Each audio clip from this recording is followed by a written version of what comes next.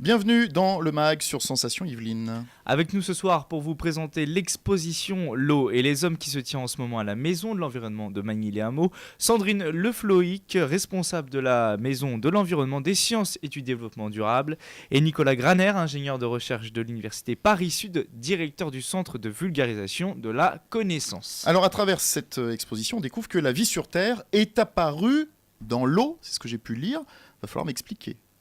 Non seulement elle est apparue dans l'eau, mais la très grande majorité de son histoire s'est déroulée dans l'eau. En fait, les premiers êtres vivants, les premières cellules sont apparues au fond des océans, parce qu'à l'époque, l'atmosphère ne contenait pas d'oxygène. On ne pouvait pas respirer. Et c'est les premières algues qui ont produit de l'oxygène, qui ont modifié la composition de l'atmosphère. Et finalement, elles se sont suicidées en faisant ça, puisqu'elles étaient adaptées à vivre dans l'eau et dans une atmosphère sans oxygène. Et l'oxygène les a tuées, mais a permis le développement d'autres formes de vie, et des plantes et des animaux actuels. Donc on vient de l'eau. On vient de l'eau, des petits microbes qui se sont développés et qui ont donné l'homme. Exactement. On vient de l'eau et on contient beaucoup d'eau aussi. Les 3/4 de notre corps est composé d'eau. Comme la surface de la planète, d'ailleurs, les 3/4 de la surface de la planète sont constitués d'eau. Pourtant, l'eau, c'est une denrée qui se fait de plus en plus rare. Pourquoi ? Alors il faut savoir de quoi on parle. L'eau en tant que telle n'est pas rare. Comme vous l'avez dit, les océans en regorgent. Ce qui devient de plus en plus rare, c'est l'eau potable. L'eau qu'on peut utiliser, nous, pour notre vie. Parce que la très grande majorité de l'eau est salée, donc elle ne nous intéresse pas beaucoup. Et l'eau douce qui est sur les continents, elle est de plus en plus polluée. Alors en tout cas, il y a donc cette exposition qui se tient en ce moment à la Maison de l'Environnement de Magny-les-Hameaux. 9 panneaux, Sandrine, pour décrire quelle situation, pour comprendre quoi concrètement ?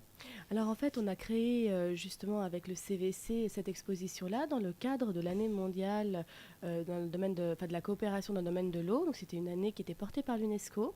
Dans ce cadre-là, en fait, on avait voulu valoriser justement l'importance de l'eau, à la fois justement par ses caractéristiques physico-chimiques, par ses utilisations, expliquer que parce qu'elle est justement très importante, elle est concernée par d'énormes enjeux géopolitiques. Et donc d'importance à la fois dans les transports, dans l'économie, et puis après dans l'utilisation dans l'énergie, etc., qui suscitent de nombreuses questions. Alors Voilà. ces panneaux, les thématiques, vous en avez certains sous les yeux. Dites-moi un petit peu les thématiques qu'on retrouve. Alors justement, en fait, au départ, on commence par présenter, définir les caractéristiques de l'eau. Pourquoi l'eau est-elle si importante ? Dans ses caractéristiques les plus importantes, c'est vrai que c'est un excellent solvant qui sert de transport aux molécules et ce qui a permis notamment l'origine de la vie, qui permet les réactions chimiques, etc. Par ailleurs, l'eau, elle est importante dans la nature parce qu'elle a un cycle de fonctionnement dont on a un petit peu parlé dans sa position par rapport à l'eau salée que l'on trouve dans les océans, et puis après à travers l'eau douce qu'on trouve en toute petite quantité à la fois dans les nappes phréatiques, dans les rivières, mais finalement cette eau qui est indispensable à la vie, en tout cas pour les humains, et qui est vraiment en toute petite quantité. À la fois, donc il y a des panneaux qui présentent aussi le travail, la circulation d'eau dans son utilisation dans les champs, dans l'agriculture, dans les usines, dans l'industrie. À la fois la manière dont elle sert à transporter des marchandises, et puis à la fois lorsqu'elle permet aussi d'arriver à produire de l'énergie, l'énergie hydroélectrique bien sûr, et puis plein d'autres formes d'énergie. Là aussi, le but de cette exposition, une nouvelle fois, c'est de s'adresser à tous les publics et d'être pédagogique. Oui, tout à fait. On a ciblé un peu plus précisément les enfants fin de l'école primaire, début du collège, mais en faisant attention à ce que même des adultes ou des gens qui connaissent un petit peu le sujet trouvent quand même des informations qui les intéressent. Donc on essaye à la fois d'être assez complet tout en restant simple pour être accessible à tout le monde.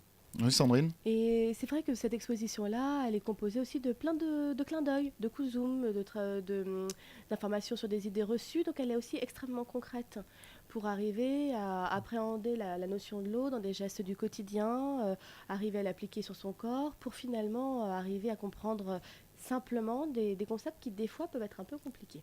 Oui, parce que l'eau, il y a l'eau des océans, ça on le sait. Puis donc on découvre à travers cette exposition que l'eau, pour fabriquer un stylo, il faut de l'eau. Pour fabriquer une chemise, il faut de l'eau. Qu'on est de grands consommateurs d'eau au quotidien, que l'industrie est aussi une grande consommatrice d'eau. Absolument. Quand on parle de réduire notre consommation d'eau, on pense tout de suite à fermer le robinet quand on se lave les mains. Ou Ah non, moi je le fais pas ça. Bah, vous avez bien tort. Parce que ce que vous consommez en vous lavant les mains, c'est pas grand-chose, mais multiplié par 65 millions de Français ou multiplié par 7 milliards d'êtres humains, ça commence à faire pas mal quand même. Il faut le faire, on le dit, il faut le faire, Voilà. fermer le robinet. Donc il y a ce côté-là, il y a peut-être prendre une douche à la place de prendre un bain, ça c'est des choses auxquelles on pense. Ah, Nicolas a trouvé la solution, il ne se lave pas. C'est pas mal. C'est une solution. Hein. Bah, d'autant que c'est pas indispensable. Une douche par jour, ça a été prouvé, c'est pas Tous indispensable. les jours, c'est pas indispensable, mais une fois de temps en temps, ça fait du bien quand même. Si on se lave pas du tout, après on a des problèmes de santé et à l'hôpital, C'est le on risque. consomme de l'eau aussi, donc Voilà. c'est pas beaucoup mieux.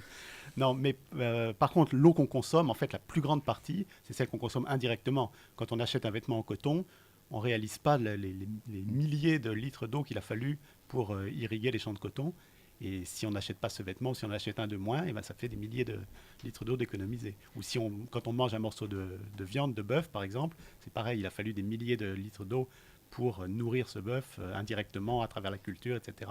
Donc ça, en fait, on consomme beaucoup plus indirectement qu'au robinet. Sandrine Le Floïc. Donc pour illustrer justement les propos de Nicolas Graner, par exemple, pour fabriquer un jean, donc justement cette production de coton qui est nécessaire en amont, on a besoin de 1 500 000 litres d'eau Pour un jean. pour fabriquer un jean.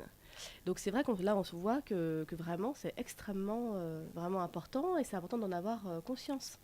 Et ça, le but de cette exposition, c'est que le public en prenne conscience. Oui, voilà, exactement. C'est qu'il arrive à comprendre pourquoi l'eau est si importante, pourquoi au fait aussi il y a ces problèmes géopolitiques aussi quelque part. Et justement pour arriver à comprendre que l'eau fait partie de notre quotidien, pour arriver à comprendre son importance et changer finalement individuellement les gestes au quotidien.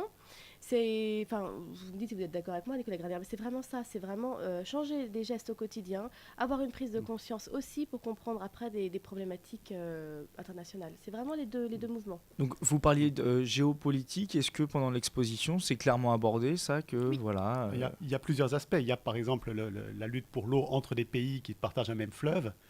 L'Égypte dépend énormément du Nil, ça depuis l'Antiquité on le sait, mais les pays qui sont en amont ont tendance à faire des barrages. Voilà. C'est ça. et donc Pour il y aussi, a des traités entre eux et donc des rapports de force. Celui qui arrive à imposer le traité le plus favorable, c'est celui qui est le plus puissant.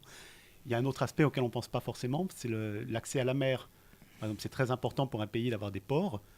Et la Seconde Guerre mondiale a été déclenchée en grande partie pour cette raison. On ne pense pas forcément, mais après la Première Guerre mondiale, la Pologne avait obtenu un accès à la mer, le couloir de Danzig, et l'Allemagne revendiquait ce territoire, et finalement Hitler l'a annexé, et c'est ça qui a déclenché vraiment le début de la Seconde Guerre mondiale. Donc tout ça pour une histoire d'avoir un port pour un pays qui voulait avoir l'accès à la mer. Donc vous voyez ces exemples-là, en fait, on les a résumés, synthétisés pour justement donner des exemples clés pour arriver à illustrer ces points-là. Donc on donne justement l'exemple du Nil et l'exemple du couloir de Danzig. Alors vous n'êtes peut-être pas expert en la question, mais par curiosité on entend souvent que voilà, s'il doit y avoir un nouveau conflit mondial, ça sera à cause de l'eau. C'est sérieux ça? Ou alors on a des techniques qui vont peut-être nous permettre d'éviter ces conflits mondiaux? Est-ce que l'homme va pouvoir se passer d'eau, Ouais. soit dans l'industrie ou pour soi? Est-ce qu'on aura bientôt on n'aura plus besoin de boire? Se passer d'eau, certainement pas. Là, l'eau est vraiment à la base de la vie. D'ailleurs, quand on cherche de la vie sur d'autres planètes, la première chose qu'on cherche, c'est est-ce qu'il y a de l'eau. C'est vraiment la condition. Par contre, dire que ça va être directement la cause de la prochaine guerre mondiale, personne ne peut le savoir. Disons que ça contribue à créer des tensions. C'est une source d'enjeu. Par exemple, le conflit israélo-palestinien, il a beaucoup de volets différents. Il a des retombées sur tous les pays voisins et sur le monde entier indirectement. Et un des volets de ce conflit, c'est le partage de l'eau. Donc on ne peut pas dire évidemment qu'il se résume à ça, mais en tout cas, c'est sûr que la problématique de l'eau joue un rôle dans les conflits. Ouais, toute cette situation donc résumée à travers une exposition. L'exposition L'eau et les hommes, c'est en ce moment à la Maison de l'Environnement à Magny-les-Hameaux. Plus d'informations au 01 30 07 34 34. Sandrine Le Floïc, vous vouliez peut-être rajouter quelque chose? Oui, exactement. Je voulais préciser qu'elle a été présentée jusqu'au 28 décembre dans nos locaux, mais qu'il Faites bien. existe une version en prêt qui peut en fait vivre bien après cette date-là. Et vous pouvez l'emprunter à la fois au CVC et à la Maison de l'Environnement. On viendra peut-être vous l'emprunter. Merci d'avoir été avec nous. C'est la fin du MAG sur Sensation.